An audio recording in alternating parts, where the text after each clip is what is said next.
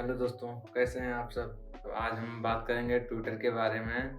Twitter को Elon Musk ने खरीद लिया है, लिटरली खरीद लिया है 44.2 बिलियन डॉलर में। ट्विटर को खरीदने की क्या ज़रूरत थी? उसको तो प्ले स्टोर से डाउनलोड कर लेते, वहाँ से फ्री में मिल जाता। खरीदने की क्या ज़रूरत थी? भाई मैं तो खुद ही अपने फ़ोन में अभी अभी डाउनलोड करके आया हूँ फ्री में प्ले स्टोर से, वो भी। खैर मजाक की बात साइड में रखते हैं। जो एलॉन मस्क ने अभी ट्विटर को खरीदा 44.2 बिलियन में। आप उतने पैसों में तो लिटरली कुछ कुछ कंट्री को पूरा ही खरीदा जा सकता है, लेकिन अभी उन्होंने मतलब ट्विटर जैसी बड़ी कंपनी को खरीदा है।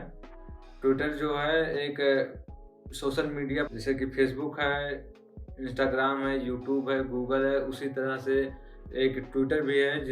अभी के समय में ट्विटर पे जो एलॉन मस्क का अकाउंट है, उस पे 84.7 मिलियन फॉलोअर्स हैं, जिसका वो बहुत बढ़िया से यूज़ करते हैं। वो अपनी कंपनी का प्रमोशन करते हैं। स्पेसएक्स का हो गया, टेस्ला का हो गया, कोई भी मतलब वो कोई भी ट्वीट करते हैं तो उनके साथ मतलब शेयर मार्केट ही हिला देते हैं एकदम से। जैसे कि बिटकॉइन के बारे में हो गया या डॉगी कॉइन के बारे में हो गया। मतलब जिस चीज़ के ऊपर वो ट्वीट करते हैं, वो उससे मार्केट एक मतलब वर्ल्ड लेवल पे इकोनॉमी में काफ़ी ज़्यादा प्रभाव पड़ जाता है। उनके इतने फॉलोअर हैं, लगभग इतने ही फॉलोअर थे जब जो यूएस के प्रेसिडेंट हैं मिस्टर डोनाल्ड ट्रंप को ट्विटर ने बैन किया था।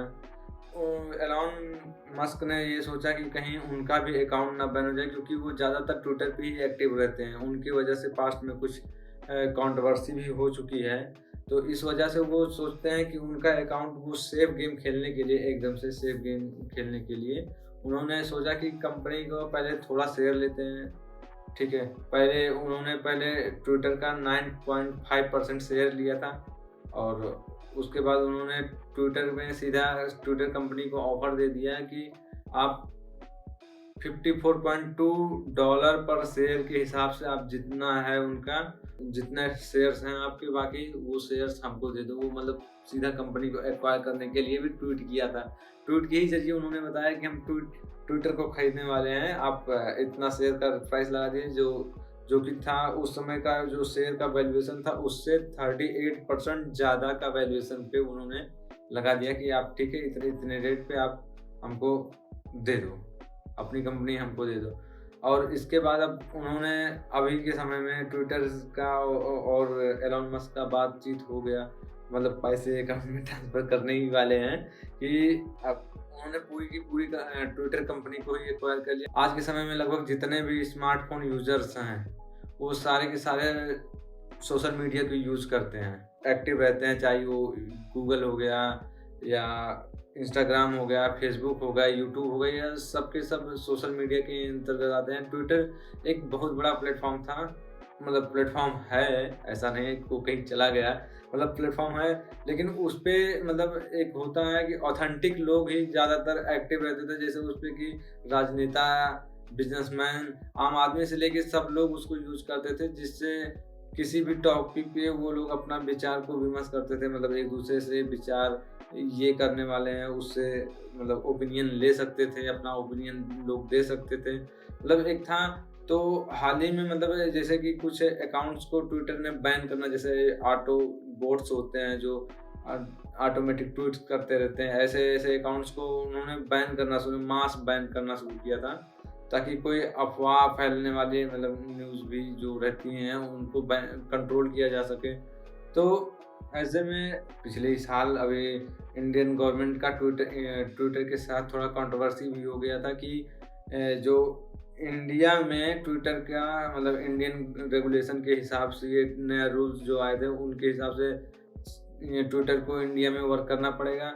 बट ऐसे नियम को भी उन्होंने ट्विटर ने मना कर दिया। खैर उसको बाद में साइड में रख। ट्विटर का एक का नया मालिक जो है अभी एलॉन मस्क बन गए हैं, जिससे आगे चल के उनको और कोई दिक्कत ना हो, इसलिए वो अब सोच रहे हैं कि उसमें और भी ज़्यादा मॉडिफिकेशन होनी चाहिए। कि जैसे कि उसमें हो गया कि अब मतलब ज़्यादा प्रमोट होना चाहिए। फ्री ऑफ स्पीच, मतलब कोई भी आके कोई भी कुछ मतलब जो उसके विचार हैं, उसका ओपिनियन है, वो अपना प्रस्ताव रख सकता है। काफ़ी चीज़ें जैसे हम लोग के सामने आती हैं, वो सामने आती हैं ठीक है, लेकिन वो काफ़ी बार वो कई बार ऐसा हो जाता है कि वो कई चीज़ें फ़िल्टर होके आती हैं हमारे पास।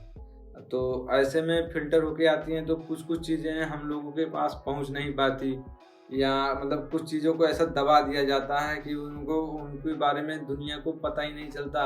बस, तो अब बात करते हैं एलन मस्क ने ट्विटर को क्यों खरीदा, क्योंकि एलन मस्क ने 3 रीज़न बताए हैं ट्विटर के खरीदने के पीछे। क्योंकि एक पहला था कि ऑटोबॉट्स और स्पैम अकाउंट्स को बैन करने के लिए, क्योंकि कभी-कभी ऐसी चीज़ें ऊट-पटांग चीज़ें भी ट्रेंड करने लगती हैं जिसका कोई मतलब ही नहीं होता। जैसा कि किसी का नाम हो गया या किसी कंट्री का नाम हो गया या कोई कंट्री ही ट्रेंड कर रही है, तो इसका कोई अर्थ नहीं है।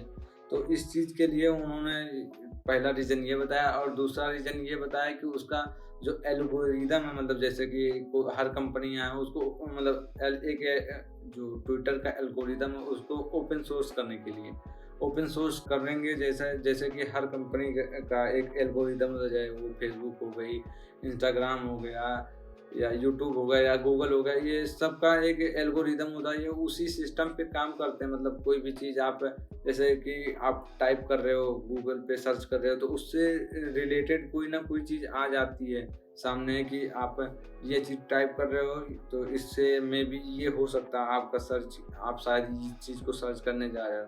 तो ये एल्गोरिदम होता है। तो उसमें एल्गोरिदम पे कुछ जिस बेस पे काम करता है उसको ओपन सोर्स करने के लिए बोले हैं कि इसको सब कोई देख सकता है कि ये किस एल्गोरिदम पे काम करता है।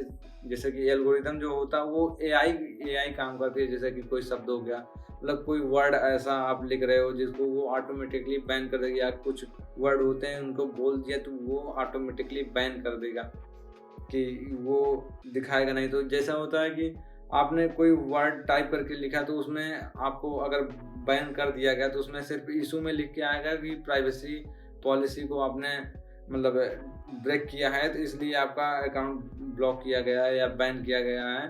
तो ये इस चीज़ को, ये ओपन सोर्स एल्गोरिदम को ओपन सोर्स करने से एक नुकसान ये है कि इसको मतलब हर कोई देखेगा तो इसको हैक करना, इसको चीट करना आसान हो जाएगा। लेकिन साथ ही साथ में इसको फिक्स करना भी और ज़्यादा आसान हो जाएगा, क्योंकि लोग जान रहे हैं कि इसको चीट किया जाएगा, तो वो चीट किया जाएगा तो उसका मतलब फिक्स भी निकलेगा, और थोड़ा फिक्स जो आएगा वो थोड़ा जल्दी ही आएगा, क्योंकि पूरा सिस्टम ही ओपन सोर्स रहेगा। तो हर कोई भी अपना ओपिनियन बता सकता है इसको कैसे फिक्स किया जा सकता है कि हर किसी का बात उसमें मतलब कंसीडर किया जाएगा। और तीसरा जो है freedom of speech. Freedom of speech का मतलब ये होता है कि जो मतलब कोई भी चीज़ जैसे हमको ना पसंद नहीं है, और मतलब कोई बंदा वो भी नहीं पसंद है, लेकिन वो चीज़ वो बंदा उस बारे में वो बोल सकता है और वो अपना ओपिनियन रख सकता है। ये सेम चीज़ एलन मस्क को भी पसंद है, फ्रीडम ऑफ स्पीच। मतलब कोई भी बंदा हो, कोई भी कमी हो या कोई भी अच्छाई हो, कोई भी बुराई हो, वो सबको मतलब एक मौका मिलना चाहिए ना, एक दिखना चाहिए कि हाँ ठीक है, ये चीज़ इसमें गलती है, तो वो आपको पता चलेगा कि हाँ, इसमें कुछ गलती है या इसमें क्या इम्प्रूवमेंट किया जा सकता है।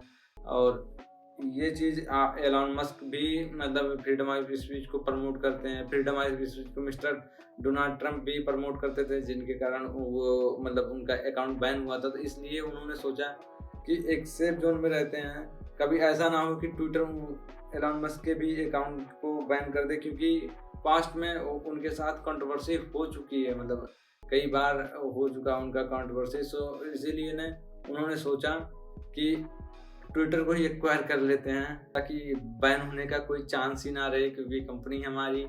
तो और इसके पहले भी पास्ट में ट्विटर ने एलन मस्क के ऊपर कंट्रोवर्सी की वजह से 20 मिलियन का 40 मिलियन का मतलब फाइन भी लगा चुकी है उनके ऊपर। और आने वाले समय में मतलब ट्विटर में जो कुछ नए फीचर आने वाले हैं, मतलब जो भी एलन मस्क को लगता है कि यूजफुल हो सकता है, तो उसके बारे में बात कर लेते हैं। जैसे कि एडिट बटन हो गया, एडवर्टाइजमेंट हो गया, सब्सक्रिप्शन प्लान हो गया, और उसके बाद हो गया वेरिफिकेशन। मतलब वो चाहते हैं कि ट्विटर पे वही लोग रहें जो जेन्युइन हो, मतलब वो वो एक्चुअल में एक ह्यूमन हो, नॉट ए बोट्स, जो ऑटो बोट्स होते हैं या इस समय अभी जो चल रहे हैं, मतलब एक स्पैम अकाउंट्स होते हैं, उन सबको ब्लॉक करेंगे। और आने वाले समय में ये सब काफ़ी चेंज होगा, आप देखेंगे, हम भी देखेंगे। और अगर वीडियो पसंद आई हो तो लाइक कीजिएगा। फिलहाल इस वीडियो में इतना ही, और हम मिलते हैं नेक्स्ट वाली वीडियो में। हमने सोचा ये कुछ नया है, इंटरेस्टिंग हुआ है, तो इसके बारे में हम बात कर लेते हैं। बाकी हम मिलते हैं नेक्स्ट वाली वीडियो में, तब तक के लिए